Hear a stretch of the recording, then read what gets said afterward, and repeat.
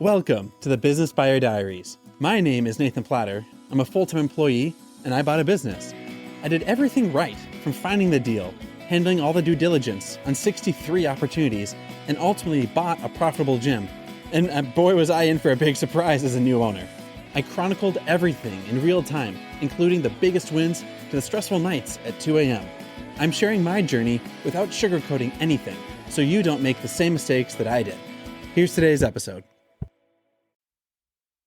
All right. Well, we just finished the 10-week party, and it started about 2.5, almost 3 hours ago. And man, oh man, my voice is hoarse. Like, this is crazy. So, 3 studios all came together for one amazing party.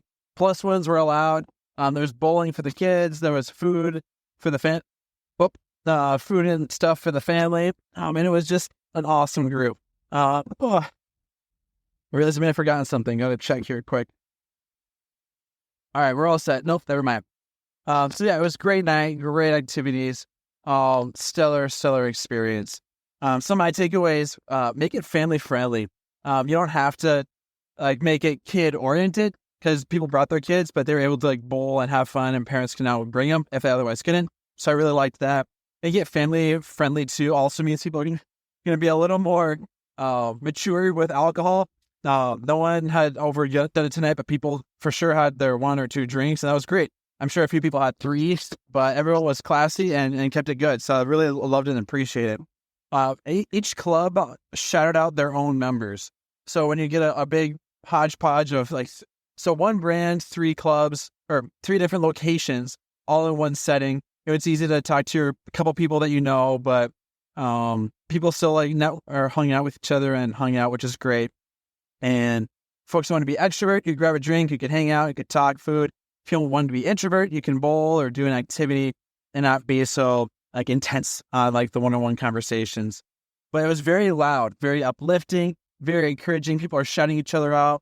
For the challenge, they showed the top 3 winners per location, and then the grand prize winner per location. And that was really cool because no matter what location was presenting, everyone in the room, probably all 150 people that were there, probably 150 people, because the plus ones, they were all whooping and hollering, shouting. It was like going to a Vikings game, or a Twins game. It was just loud, shouting, saying stuff like, "You go, you're the best," or just yeah, or clapping. Everyone was excited. Everyone was enthralled. Everyone was winning together. It's the kind of crowd where when you go to a kid's sport event and your little kid wins and you're the only ones clapping. Imagine if every parent clapped for every kid. That was the environment. That was insane.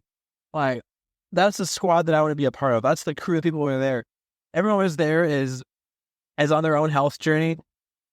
I'd say maybe out of 150 people, maybe 3 people were there wasn't even one bodybuilder there. Everyone, maybe 4 people were really good shape. Wow, they've been hitting the diets, they've been hitting the gym. Wow, they are in prime physical shape.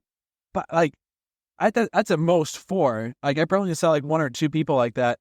But the other 145 were normal people. Some are more shape, some are in the beginning phase of their journey.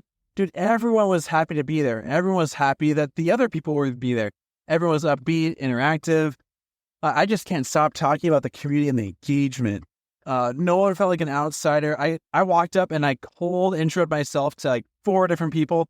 Everyone was smiley, very warm to respond back, introduce themselves.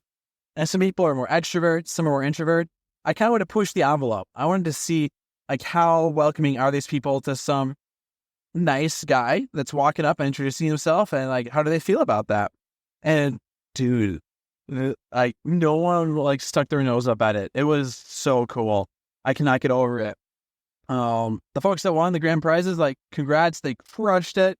The folks that were run-ups, oh my goodness, everyone had amazing results.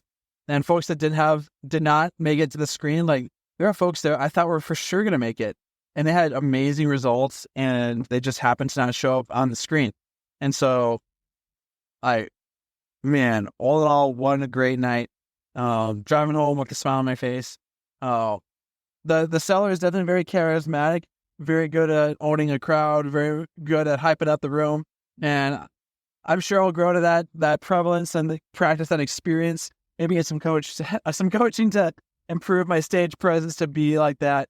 Not to be a comedian, but the guy that owns the stage, and not quite a Donald Trump, but someone that when they walk up to the top front of the room, you know that they own the room, like, or Barack Obama. We'll just go like apolitical, like someone that can just smile. They've got that something, that gusto, that charisma, that people just know, like, that's the guy. He's the man. If you disagree with them in that moment, like, yeah, he's the man. Like, all the girls want to date that guy. Like, or I don't know, all the guys want to date that guy. I don't know. I'm just smiling because I don't know how to put words into it.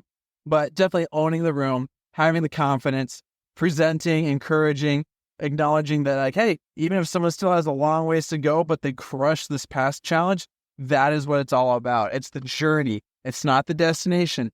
It's the focus and the goal setting and accomplishing little wins that turn into big wins, which turn into major wins. And that progress starts at the bottom of a slope. And sometimes you start like deep in a pit. Sometimes you start on a pretty easy spot. But no matter what, when you're on a journey, you always start somewhere. And that's what's important. And that's what matters. And to not discount anybody because they started in a different spot than you. Everyone matters. Everyone is valuable. And everyone and their goals are worth celebrating. So pumped about it. Stoked about it. Dude, I cannot wait to lock and load on this thing. Yeah.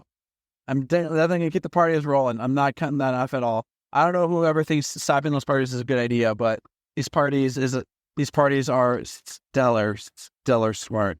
And yeah, that's, I don't know. And it'll drive safe.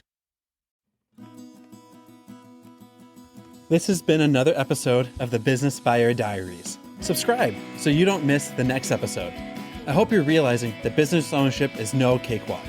Check the podcast notes for a link to the DIY due diligence program, the complete list of show sponsors, and for media inquiries. Music written and composed by Wes Schrock. I'm your host, Nathan Platter. Join me again on the next one.